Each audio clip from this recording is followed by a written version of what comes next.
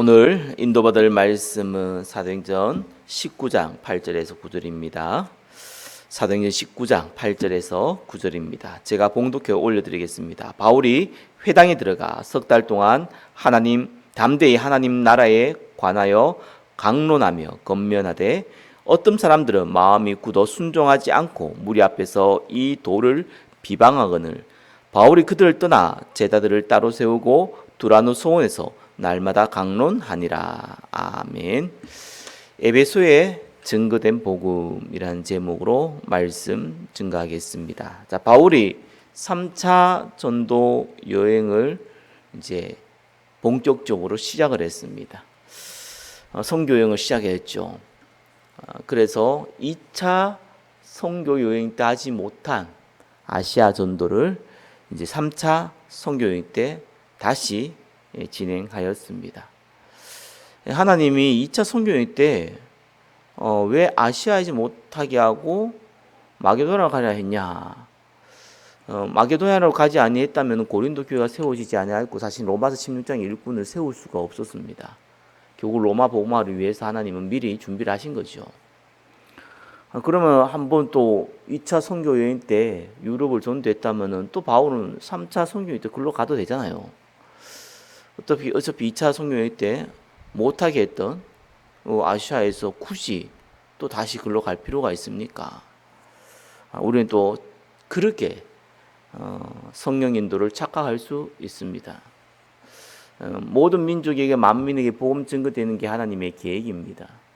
아시아에는 복음 안 전하고 유럽에는 복음 전하고 이게 하나님의 계획이 아니라 모든 민족 만민에게 복음 증거하는 것이 하나님의 계획이죠.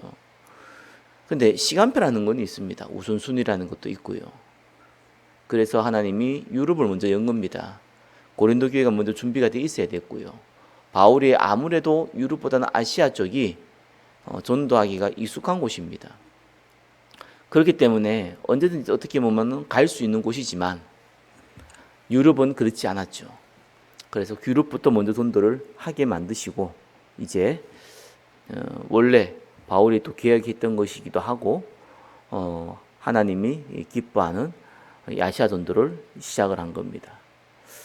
자, 그러다가 윗지방에 1절에 보니까 아볼로가 고린도에 있을 때 바울이 윗지방으로 다녀 에베소에 와서 어떤 제자를 만났습니다. 윗지방은 갈라디아, 부르기아 지역을 가리킵니다. 그 지도상에 보면은 에베소 위에 있는 지역입니다. 자, 그 길을 거쳐 에베소에 도착을 합니다. 에베소는 나중에 알다시피 대부흥이 일어납니다. 그러다 보니까 에베소에 또 오래 머물 수밖에 없었죠.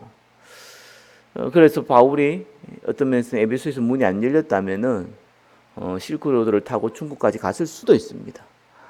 그러나 이쪽에 어마어마한 문들이 열려서 이 지역을 중심으로 또 큰 이 현장 교회를 세우고 또 선교하는 이 베이스 캠프로 만드는 겁니다. 자, 첫 번째는 구원받지 못한 에베소 교인입니다. 자, 2절에 이르되 너희가 믿을 때 성령을 받았느냐 이르되 아니라 우리는 성령이 계심을 듣지 못하였노라. 자, 성령이 계심을 듣지 못하였다. 자, 이거는 뭐 성령의 은사를 받았다, 뭐 충만을 받았다, 방언을 받았다, 지금 이 의미가 아닙니다. 사실상 복음에 대해서 거의 이해를 못했다는 얘기가 됩니다. 3절에 보니까 바울이 이르되 그러면 너희가 무슨 세례를 받았냐 대답하되 요한의 세례니라. 자, 4절에 보니까 바울이 이르되 요한의 회개의 세례를 베풀며 백성에게 말하되 내 뒤에 오시는 이를 믿으라 했으니 이는 곧 예수라 하거늘. 자, 이렇게 표현한 것이 뭡니까? 예수에 대해서 잘 모르고 있었다는 거예요. 세례 요한이 전달한 예수를 믿은 게 아니라 그냥 세례 요한에 대해를 통해서 이 세례를 받으면은 제사함을 받는다라는 내용을 듣고 그 내용이 전달된 겁니다. 그러니까 구원받지 못한 에베소 교회입니다. 에베소에 이미 교회가 나름 형성되어 있었던 거예요. 여기 보면 12명이 형성되어 있었는데 그러나 전혀 복음 알지 못하고 우리가 지은 죄가 많구나, 회개하면은 용서받는다고 하더라. 그럼 계속 회개해야 되고 계속 이러한 모임을 가져야겠지요. 복음을 상당히 왜곡되게 또 부분적으로 알고 있었던 이 에베소 교인들입니다. 자, 그리고 두 번째 뭡니까? 그리스도를 영접한 에베소 교인이에요. 자, 3절, 4절 읽었습니다. 5절에 그들이 듣고 주 예수 이름으로 세례를 받으니, 자, 이제 예수 그리스도가 누군지 바울을 통해서 듣게 되었습니다. 6절에 바울이 그들에게 안수함에 성령이 그들에게 임하심으로 방언도 하고 예언도 하니. 자, 본문을 많은 분들이 오해를 하는 것이 2절에 성령을 받았느냐라고 했으니까 이 사람들이 성령을 안 받았다. 그래서 바울이 세례를 주니까 이들이 이제 성령이 이제 임해서 방언도 하고 예언도 했다. 이렇게 생각을 합니다. 그 의미가 아니죠. 성령을 받았냐 했을 때 성령이 있는지도 모른다 그랬고요. 뭔지 처음 들어봤다 그랬습니다. 그래서 예수 그리스도 복음을 전한 겁니다. 그래서 이들에게 예수 그리스도의 이름으로 영접하고 안수하니까 그들에게 성령이 임한 겁니다. 근데 이때 당시에 방언과 예언을 주로 하나님께서 은사로 주셨습니다. 왜냐하면 성경이 완성되어 있지 않기 때문에 방언과 예언은 굉장히 중요한 부분이었습니다. 방언과 방언 통역, 예언. 이것은 하나님의 음성을 듣는 또 중요한 계기고 증거기도 했습니다. 그렇게 하나님이 은사를 주신 것이지 그들이 이 은사가 받은 것이 성령 받은 것이 아니다. 성령 받은 증거로 그때 당시에 방언과 예언은 특별히 성경이 완성되어 있지 않았기 때문에 신약 성경에 대한 어떤 지금은 우리가 신약 성경이지만 그때는 이제 새로운 메시지를 주신 겁니다. 7절에 보면 모두 12사람쯤 되니라. 자, 이때 이렇게 세례 요한의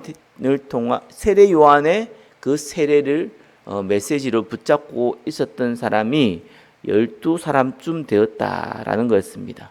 소수의 무리였지요. 그러나 바울의 가르침을 통하여 예수 그리스도를 영접하고 또한 성령을 받게 되며 또 성령께서 주시는 은사도 체험하게 되었습니다. 자, 세 번째입니다. 복음으로 집중 양육받은 에베소 교회입니다. 자, 이 12명을 데리고 바울이 회당에 들어갔습니다. 자, 이 12명이 누구냐? 이 사람들이 뭐 이방인이냐 아니면은 유대인이냐? 성경은 기록하고 있지 않습니다. 그러나 세례 요한에 대한 얘기를 믿고 있었다는 거 보니까 아무래도 뭐 유대인이거나 혹 유대인이 아니라도 유대교로 회심했던 이방이라는 것을 짐작할 수 있습니다. 자, 바울의 회당 항상 먼저 선교 전략이 어디입니까? 회당이었습니다. 먼저 교인들이 있는 곳에 찾아갔습니다. 왜냐하면 이들에게는 구원받지 않았기 때문에 중요한 부분입니다. 오늘날도 마찬가지죠. 그렇다고 남은 교회 찾아가라는 것이 아니라 분명히 현장에서는 교회 다니는 사람이 있습니다. 구원 안 받고요. 의외로 많습니다. 자, 이 사람들을 먼저 만나는 겁니다. 가서 하나님 나라에 관하여 강론하며 건면했습니다. 자, 복음을 증거하는 것이죠.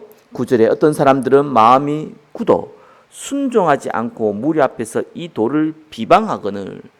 에베소에는 아직까지 이런 비방하는 정도의 핍박이 있었지 물리적인 핍박은 아직 일어나지 않았습니다. 그러나 어느 곳이나 마찬가지로 이 유대인들은 이 믿는 사람들보다 비방하고 또 공격한 사람들이 훨씬 많았죠. 자, 바울이 그들을 떠나서 제자들을 따로 세우고 두라노 소원에서 날마다 강론하니라. 자, 어차피 이 회당에서 계속 들어갈 수 없죠. 반대한 사람도 있고 또 복음도 전달됐으니까요. 그러니까 여기서 예수 믿게 된 사람들, 또 앞에 12명의 제자를 데리고 두라노 소원으로 왔습니다. 자, 두라노 소원이 어디냐라고 했을 때에 뭐 여러 가지 해석은 있지만 뭐 헬라식 학교였을 것이다. 아니면 이방인들이 우상 숭배하는 빌려주는 그런 광장이었을 것이다. 뭐 이런 여러 가지 얘기가 있습니다. 자, 분명한 거는 이 장소를 따로 세웠다는 겁니다. 따로 구했다는 겁니다. 자, 그래서 거기를 제자 훈련, 집중으로 제자를 훈련하는 장소로 활용하게 된 겁니다. 이를 통하여서 에베소는 이제 본격적으로 전도 운동이 일어나는, 부흥 운동이 일어나는 계기를 마련하게 되었습니다. 말씀을 맺겠습니다. 에베소는 다른 현장에 복음 증거하는 것과 같이 동일하게 바울이 가서 이 회당을 중심으로 복음을 전하고 또한 제자를 세우고 또 교회를 세웠습니다. 다른 점이 있다면 미리 앞에 브리스길라라든지 아니면은 이 아볼로라든지 이런 사람을 통해서 어느 정도 영향을 받았는지 몰라도 미리 이 12명의 준비된 제자들이 먼저 대기하고 있었다는 겁니다. 그래서 에베소가 사실상 큰 응답의 발판이 되어졌죠. 자, 오늘 우리 이 말씀을 통하여서 저와 여러분들이 중요한 제자를 찾고 또 말씀 운동 일으키는 응답의 주역 되시기를 예수 그리스도의 이름으로 축원합니다. 기도하겠습니다. 에베소에 복음이 증거되어진 것처럼 또 우리의 현장에 그리스도의 복음이 증거되어지며 두라노 소원에서 날마다 강론했던 것처럼 집에 있든지 성전에 있든지 예수는 그리스도라 가르치기와 전도하기를 그치지 않은 응답 가운데 우리를 인도하시고 사용하여 주옵소서. 예수 그리스도의 이름으로 기도드립니다. 아멘.